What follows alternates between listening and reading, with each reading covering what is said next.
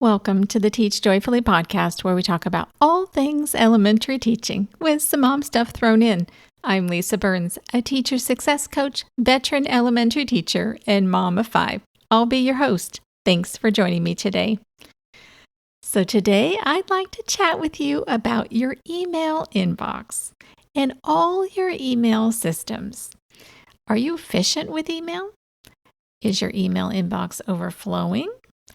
Are you overwhelmed with parent emails that you need to respond to? Are you having trouble keeping up with all the regular communication? You're not alone. Email has become so essential in our lives, but it can really take over our lives if we let it. I have found that I have to have a schedule for when I'm dealing with email and when I'm not. And when I'm not, I close my email inbox. Yep. I do. Otherwise, I could spend all day in there. It's the worst rabbit hole of them all. In addition, it's really easy to let your email inbox get out of control. And honestly, I think more people have trouble with this than those who don't. But you don't have to be one of them anymore. You really can take back control. So let's get started. Start by cleaning out. Now, this sounds daunting, doesn't it? But it actually is easier than you think. Every item in your inbox that is not from today is either a delayed decision or waiting for an answer. Or it may be just something that you're hoping not to forget about. It's kind of a reminder, right? Those tend to be the 3 things that are in our email inboxes. Having a full email inbox is stressful. It's like having papers everywhere in piles and stacks, and you can't remember which one is where and what you wanted to do first, and it's hard to even make a decision where to begin. Well, a full email inbox is the same way. It's one more thing to do on that very long to-do list. Well, no more. I want you to schedule a day that you're going to deal with all the items that are from the last 2 weeks, and you're going to make a decision about each one. Read them, respond to it, file it, delete it, archive it, but do something with it. You're going to get it out of that inbox. And now here's where we get bogged down. As you're dealing with those things, sometimes we get completely stuck and we can't figure out what decision we need to make with it. So here's some questions you can ask yourself. Is this essential? Is whatever email you're trying to decide about, is it something that's essential that has to get done? It's really important. If it is, deal with it. Just deal with it right then. Do you have time for this? Is it a training or an article or something you were hoping to read, but it really isn't essential? Do you have time for it? Really think about that, because let me tell you, our time is so valuable. We have so little of it in our teaching day. Do you really have time for this? Because if you do, then sit down and read it and deal with it. But if you don't really have time for it, even though you may want to read it, it's just going to sit there. It really isn't ever going to get looked at because there'll be a new one tomorrow or the next day or the day after that. Ask yourself, will I really read this and benefit from this in the next week? If you will, and you're committed to that, by all means, keep it in your inbox for 1 week, but only 1 week. If you don't deal with it in that next week, you got to get rid of it. Or the other option is, are there things in your inbox that go together, articles you want to read, websites that you want to go and look at, things like that that aren't essential, but they're good information and you think you might want to use them in your teaching or they may help you. If that's the case, create a folder that you can access in your spare time and put everything in there. And I know you're laughing because in your spare time, right? We don't have any spare time. But if you really want to keep all of those things, create a folder for them and just when you get them, dump them in that folder. And then if you really do feel like you want to go and search for those things, they're all right there. You can go in, find them, and read them, deal with them at that point in time. But then they're out of your inbox and not cluttering things up, and you'll get to them eventually. And the last question is this information I might need again this month or school year? If it is, then you need to have a place that you're going to put that. So create a file for essential things that you might need to reference later on. So the next step is to go through the next 2 weeks of emails quickly. Just open the ones that you really have to deal with, file the ones that you can file, and delete everything else. Deal with them all if you must, but really go through them, and then you're done with the most essential emails. After that, you can archive everything else in your inbox, all of it.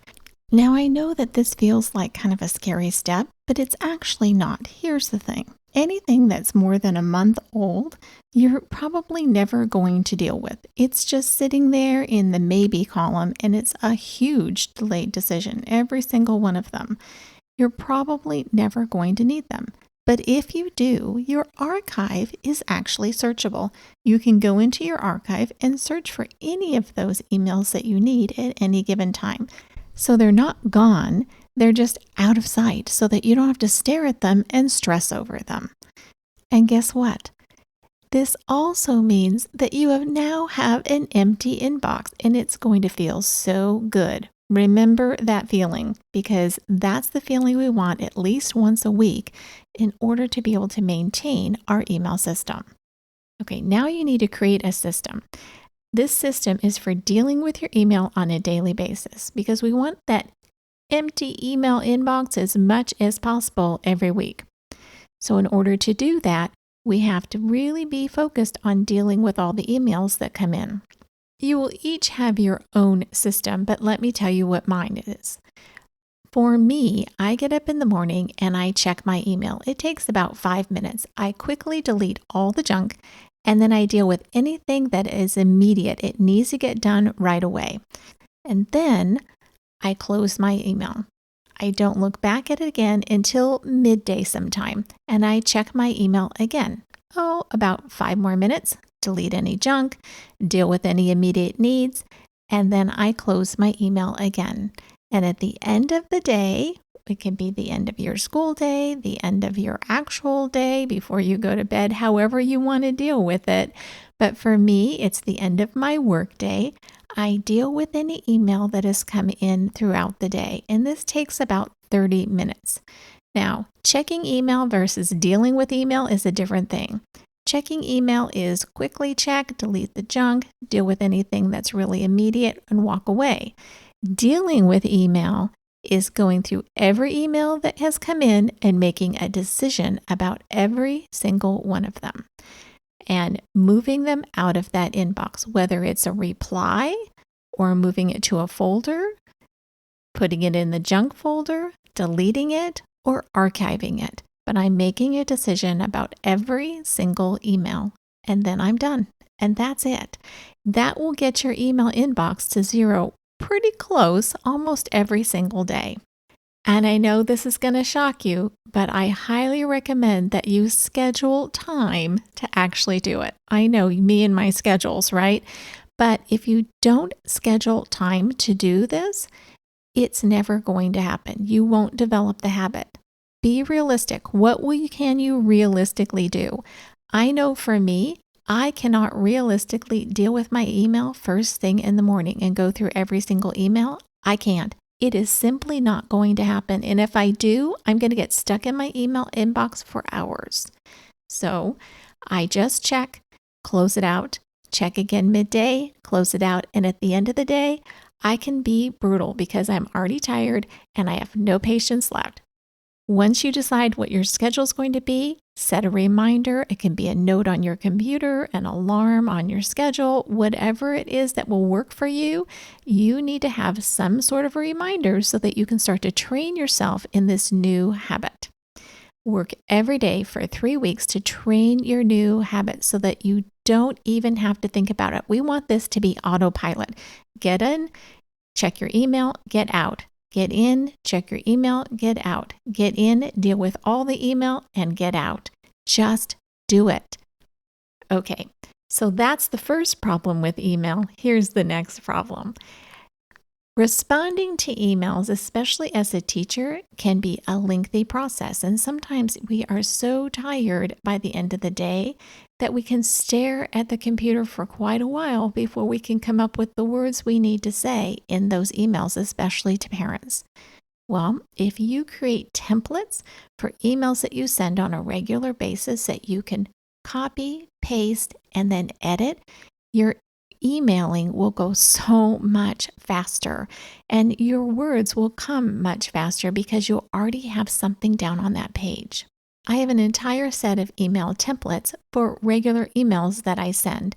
So some of them are weekly update emails, special events like field trips and things like that, speakers, class parties, reminder emails, missing assignments, conferences, those kinds of things.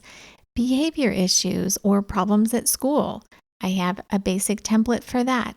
Scheduling emails, parent meetings, team meetings, those kinds of things can also have a template. All of those make your life so much easier because you don't have to repeat yourself a million times. I know as teachers, we recreate the wheel all the time and we need to stop. And this is one way that you can quit doing that. And I know that it can take a little bit of time to get each one of these figured out and written, but it is an investment that is well worth your time. If you don't want to do your own, I have a packet of emails that you can purchase. You can grab them on Teachers Pay Teachers, and I actually have a link in the show notes. You can go ahead and take a look at them, even if it's just for ideas. The point of this is it's all about automation of tasks through habits, templates, and systems. And that's what we're looking for. We want to automate your email as much as possible so that this is one of the least of your worries all day long.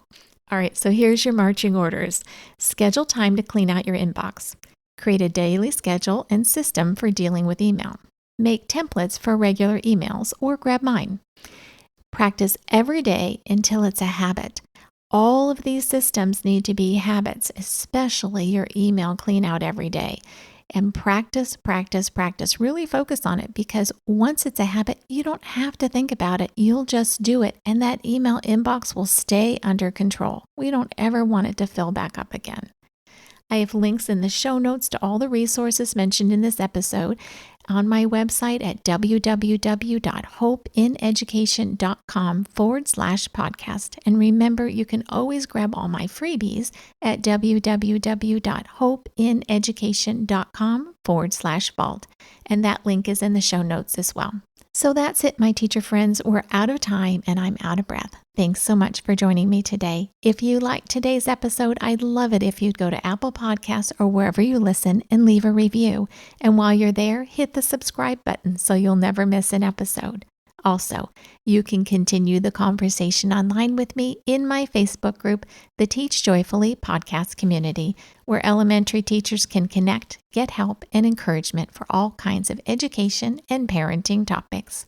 You can find the show notes and links to all the resources mentioned in today's episode on my website at www.hopeineducation.com/podcast. And remember, a happy teacher is a good teacher. Until next time, teach joyfully and take care of you.